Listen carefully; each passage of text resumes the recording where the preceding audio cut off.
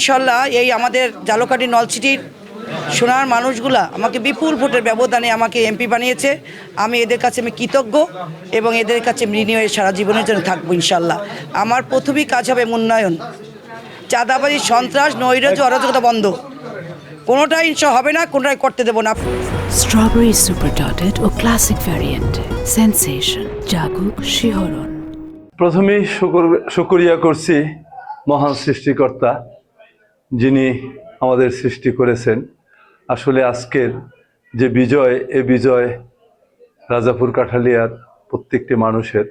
তারা কিভাবে তাদের নেতাকে চায়, আমি আশা করি আমার এই রাজাপুর কাঠালিয়ার সকল মানুষের জনপ্রতিনিধি হিসাবেই সকল মানুষগুলোকে ভালোবেসে, সকল মানুষগুলোকে আমি আমার কাছে নিয়ে যাতে করে আগামী দিনে সুন্দর রাজাপুর কাঠালিয়া উপহার দিতে পারি, তার জন্য আমি চাইব যে আমাদের দলের নেতাকর্মীরাও রাজনীতিতে একটি গুণগত পরিবর্তন আনতে হবে।